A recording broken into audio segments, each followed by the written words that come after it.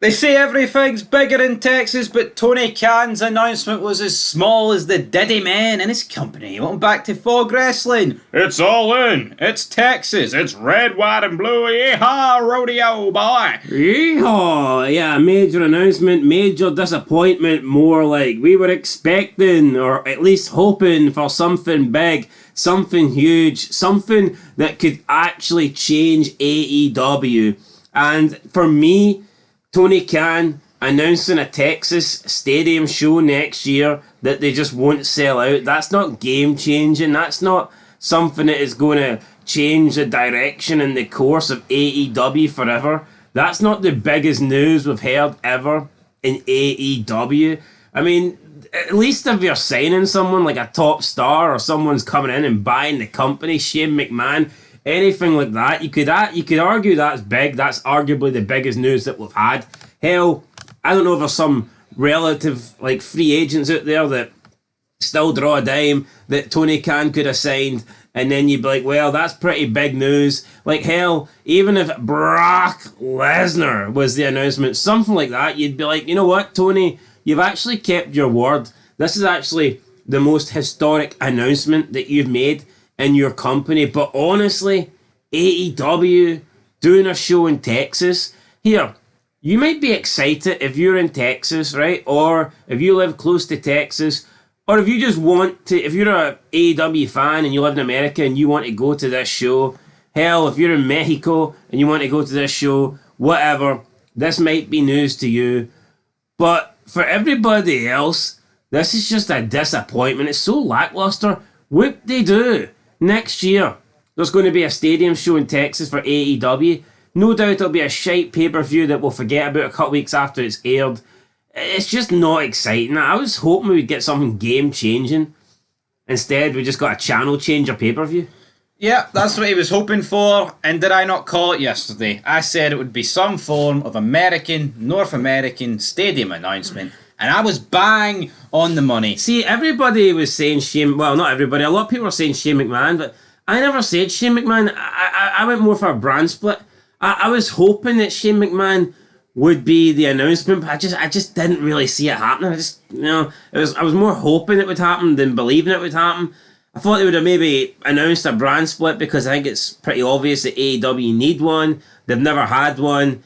And I think that would be historic, because I'm not going to say if that was the announcement that it's a letdown, because I think if WWE were promoting the first ever draft in 2002, if they were promoting that as historic and game changing, we couldn't say, now you're talking shit, because that was massive. No, yeah, it was massive. It was humongous. It was as big as, Just like when SmackDown came out as a show, it was massive. Yeah. So obviously splitting the rosters was massive, but this isn't massive.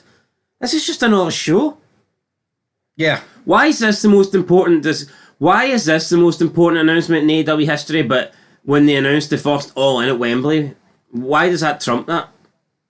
Does he feel the American audience is better than the British audience? No, it's pathetic. He's a sad little man. But what does it do for the average? Like, what is there to get? Why would we get excited about this? Oh, a Texas show. It's going to suck. Instead of 8,000 empty seats, there's going to be about 60. It just doesn't make any sense, man. I don't know how people can actually hear this announcement, get excited, and believe that, or feel that they've been, we've been rewarded here. Tony Khan, he's not dropped the ball this time. I think he has dropped the ball, and you know what? I gave him a little bit of credit the other day, saying that he's cut back on these announcements. He doesn't do as many these days, and that maybe this was a genuine one. But for me, I mean, it's really not. We've seen WWE have shows in France, WWE, the pay-per-view in Scotland, they've got the one in Germany coming up soon. I mean, we're not going to sit here and pretend that they're groundbreaking news or, groundbreaking announcements. All right, it's cool that they're going to other countries and whatnot, and I'm sure the people from there love it, the fact they get to go, but it doesn't really change anything. Does the WWE product change? Does WWE as a company change whether they go to Scotland and France and Germany, or whether all those shows were in America? Still wouldn't have changed the product. It still would have been mediocre. And it's the same for AEW, man. They could announce a show in Texas, the UK, announce a show in our fucking back garden. Doesn't matter, because all you're going to get is bums like Orange Cassidy and FT fucking R. You know? FTR. When wrestling was good, you don't care what it is. You care about what's on the fucking screen. You don't care about the state. I don't care about full-time retarded. I don't care about the state. I don't care about the building. I don't care about the location. Right? It's like, yeah, they hyped up Madison Square Garden back in the day, right? But at least when they did, they actually produced good shit in Madison Square Garden. You know what I mean? That iconic like rampway. But Madison Square Garden shows were worth the hype. This show in Texas isn't going to be worth the hype. No. It's shit. But we knew it. I called it. I predicted it. So disappointing, guys. So disappointing. So yeah, that's it. That's the big announcement. I mean, to be fair, Tony Khan did allude to there might be more than one. So do we give him the benefit of the doubt that this isn't the game changer one? Has Tony Khan tricked us? We've seen this in wrestling before, where they've promised you, like, there's been a major return scheduled, and then they'll bring somebody else back earlier in the night, so to kind of throw you off the trail that there's actually a bigger star coming back. I think they did that a couple of years ago when Orton came back, but I can't remember who came back after him. Punk. Right, yeah, well, they did that at Survivor Series. So, I mean, could that be something that Tony Khan is doing? Could this be yeah, don't get me wrong, it's an announcement, yeah, good for AEW, you know, they're doing, I don't think they'll sell it out, but whatever, you know what, decent, whatever, but could there be a secondary announcement soon to follow that really is game changing? That's what I'm wondering here. That's what he's wondering, that's what we're wondering. The company needs it, the company's on its arse. It's shit. Shane McMahon and a brand split. Yo, that would revitalise it, but let's be honest, man. See, within a couple of weeks, it would be dead.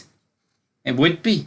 I'm not going to pretend a brand split's going to save this company. Look at WWE brings them back, or does a draft. What, does it fucking make them great? I tell you what, I think the AEW draft would be better than WWE. I don't care, right? I know this channel majorly has WWE fans over AEW, but I don't care if you're the biggest diehard WWE fan, you cannot say WWE do good drafts. Not anymore. Back in the day, great. That last draft was fucking embarrassing, man. 95% of the draft picks are just people staying on the roster. And then the order as well, man, it's so woke. You have to have a tag team before Punk, and you have to have a woman before. It's dumb as fuck. See the way the original draft went? That's the way it would be. That is it. Your top stars get picked first. Like, why is CM Punk getting picked? Why is he getting picked behind fucking bums? It doesn't make any sense. Doesn't make any sense, but you know what?